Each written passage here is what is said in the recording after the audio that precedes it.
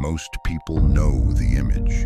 A man standing at the edge of a sea, staff raised, waters splitting on either side, an entire nation walking through on dry ground. Moses. He is one of the most referenced figures in all of human history. He appears in the Torah, the Bible, and the Quran. He is painted on chapel ceilings and carved into marble. His story has been made into films, operas, and animated features watched by hundreds of millions of people. But here is what most people miss. Moses almost did not make it past his first year of life. He was never supposed to be powerful. He spent the first 40 years of his life as an imposter, the next 40 as a fugitive, and the final 40 as a reluctant leader who never reached his destination. This is not the story of a hero who rose to glory. This is the story of a broken man who kept saying no to God, and what God did with him anyway. The story begins in Egypt, and it begins in darkness.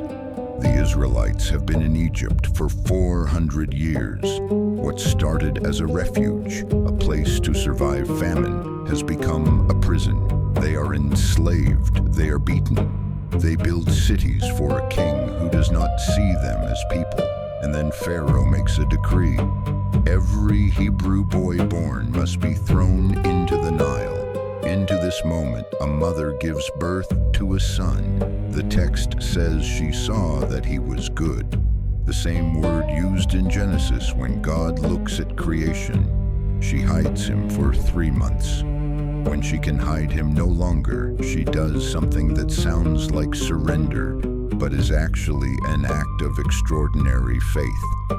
She builds a small basket, she waterproofs it, she places her son inside, and she sets him on the Nile, the very river Pharaoh had chosen as the instrument of death. The word for that basket in Hebrew is the same word used for Noah's Ark. She is not throwing her son away. She is placing him in a vessel and trusting that the waters will carry him somewhere safe. They do. Pharaoh's own daughter pulls the basket from the river. She sees the crying child and her heart opens. She adopts him as her son. She names him Moses, a name meaning drawn from the water.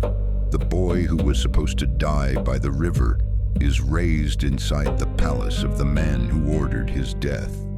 Moses grows up with everything: wealth, education, power.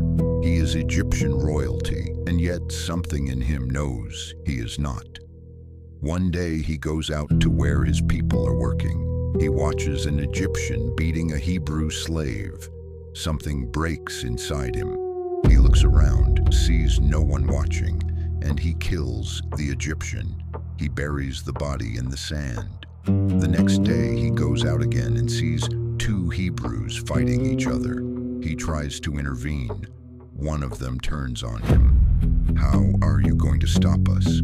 the man says. "Are you going to kill us the way you killed that Egyptian?" Moses freezes. He had thought no one saw. Everyone saw. When Pharaoh hears about it, he orders Moses killed.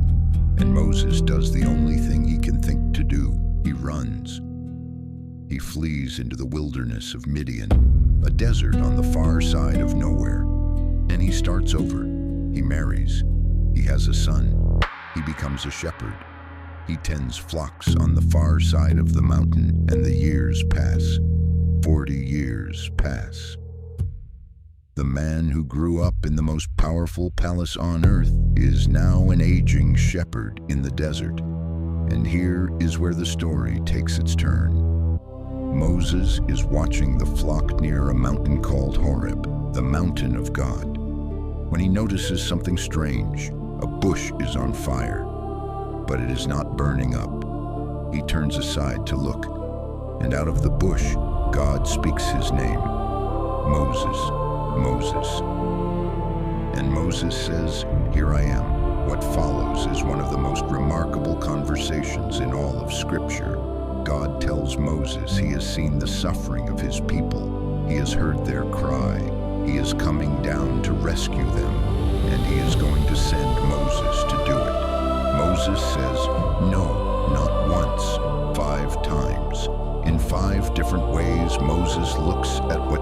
is asking and says, "Not me. Who am I? What do I say? What if they do not believe me? I am not a good speaker. Please send someone else." Every objection Moses raises, God answers. But Moses keeps pushing back. At one point, the text says, God's anger burned against Moses. And still, God does not withdraw the calling. He provides a brother, Aaron, to speak for him. He gives Moses signs to perform. He sends him anyway. The reluctant shepherd becomes the deliverer, not because Moses was ready, but because God was. What follows is the story most people know. The plagues, the Passover, the crossing of the sea, the pillar of cloud by day and fire by night, manna in the desert, water from a rock, the law given at Sinai. But what the film versions tend to skip is the cost of all of it. Moses carries an almost unbearable weight. The people complain constantly. They turn on him. They build a golden calf while he is on the mountain receiving the law from God. There are moments where Moses is so exhausted and so discouraged that he asks God to simply end his life. And yet Moses keeps going back.